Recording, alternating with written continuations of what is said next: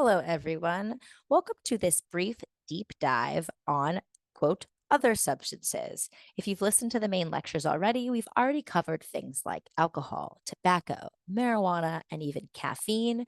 What we're going to look at here is other substances that were not less yet included in broad categories.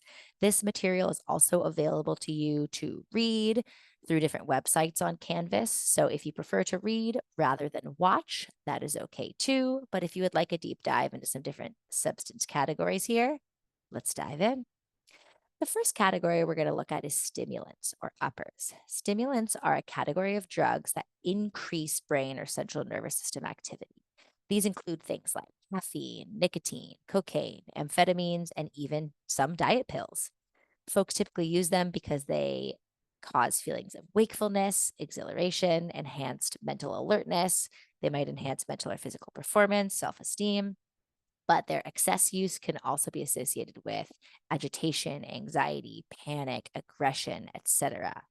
An important thing to know about these is that cutting them off or stopping them may ensue a crash. So, if you're stopping the use of stimulants, or even if you're not using the stimulants at a time, you may experience depression, fatigue, or anxiety.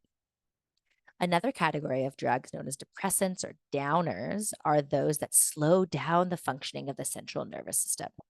These include the things we've discussed before, like alcohol or opiates, and also things like barbiturates, benzodiazepines, antihistamines, some sleep aids.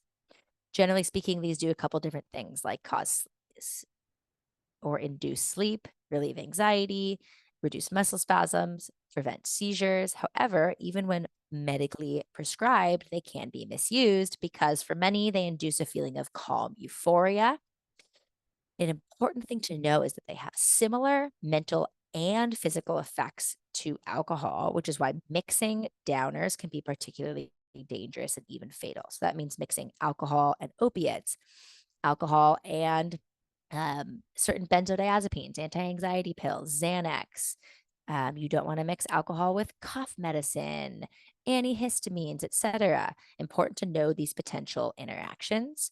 Also important to know that withdrawal from depressants can be life threatening. So, with severe or extreme chronic use and addiction to depressants, withdrawal, like alcohol, withdrawal can be life threatening. So, it's best to be done under medical supervision and support. Another category of drugs is known as hallucinogens or psychedelics. These include substances like mushrooms or psilocybin, LSD, PCP, ketamine. Sometimes folks will include MDMA and ecstasy here. And within this category of drugs, we have the oldest known forms of drugs societally, historically, that are found in plants and fungi. There are also types of drugs in this category that can be chemically manufactured, like LSD. And as a whole, this category of drugs does things like alter human perception, consciousness, and mood. They can increase heart rate and blood pressure, and some can induce nausea or vomiting in some. While there are potential risks to these substances, um, certainly things like negative psychological experiences, again, the nausea or vomiting. There's also research being done on potential medicinal or therapeutic benefits in controlled settings for things like mental health. Depression, anxiety, treatment resistant mental health conditions, PTSD disorders, and even substance abuse disorders. There's a lot of promising research looking at this when used within the context of medical or therapeutic settings. And ketamine, one psychedelic substance, is actually currently used under medical supervision for things like treatment resistant anxiety and depression and PTSD. Another category to look at that is important for many young people is anabolic steroids. These are a category of drugs that are similar to the male sex hormone testosterone. Caveat, both men and women, people of all sexes have testosterone. It is just associated with male sex characteristics. So when individuals take it, they have an increase in the display of male sex characteristics, and it's typically taken for enhanced muscle size and development. But there are potential consequences, particularly cardiovascular consequences, liver consequences, and mental health consequences long term. Important to know resources and support. So I have a list of resources here for you. If you go into the actual PowerPoint slides themselves, there are links for local treatment options in San Diego. You can always call 211 San Diego to get referred or guidance towards um, rehab, treatment, psychiatric or mental health support, etc. There's also links to lots of resources, apps, etc. on quitting around tobacco, alcohol, and links for the local alcoholics or for Alcoholics Anonymous and Narcotics Anonymous to find local chapters. Last and certainly not least is the concept of harm reduction. So while we know that drug use can be dangerous and that many drugs are illegal, we also know that lots of folks will still use these substances. So if or when you or others do, the single most important thing I can teach you is harm reduction strategies.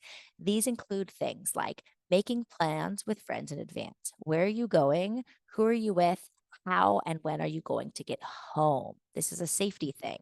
Avoid mixing drugs and other substances. So check if you're on an antibiotic, if you're on a medication, if you're taking a cough syrup, if you have any sort of medicine on board, check if there's an interaction with alcohol or other substances.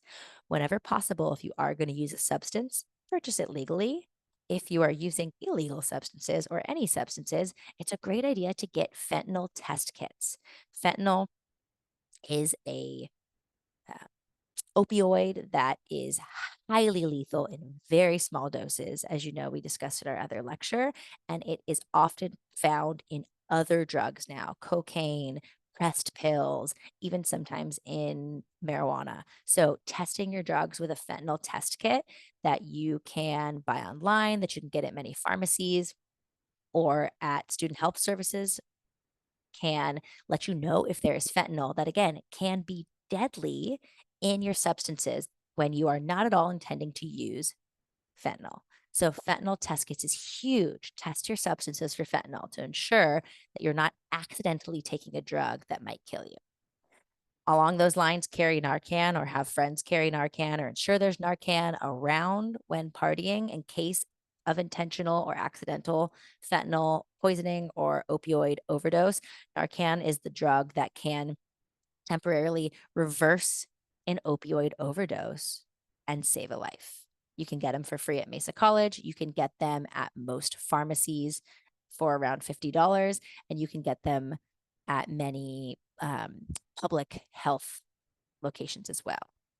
Understand if there are resources in your area for safe needle exchanges. So, if you or someone that you know uses um, syringes, needles for substance use, rather than sharing needles, there are places that will take dirty needles in exchange for safe needles. This is something that is highly contentious in many areas, but we do know that it reduces the spread of disease and saves lives. Understand and share with others about Good Samaritan laws. Good Samaritan laws protect folks who are calling EMS services or local law enforcement for things like overdoses or for any life saving support. It protects those who are calling and those who are there from any criminal liability for being under the influence of illegal or illicit substances. So this includes things that are illegal like cocaine, or this includes things that are illegal for folks under 21 like alcohol. So let's say that you are under 21, there's a group of individuals, everyone is drinking, and one individual becomes visibly impaired, then they become unconscious, they're having slow, shallow breathing, they're cold and clammy. If you call 911 and they come perform life-saving activities on this individual, no one there will be held liable for drinking under the age of 21. Finally, understand your own personal and familial risk. This includes everything from your personal risk of cardiovascular disease with uppers or things like nicotine. This includes your personal family risk for addiction. This includes your own personal family psychiatric and mental health conditions so that you know what substances and conditions might negatively impact those things. Just know your own history, know your own risk when considering using substances. Again, this is not to suggest or encourage the use of any legal or illegal substances, it's to ensure that you and those that you know stay as safe as possible if and when folks do consider using.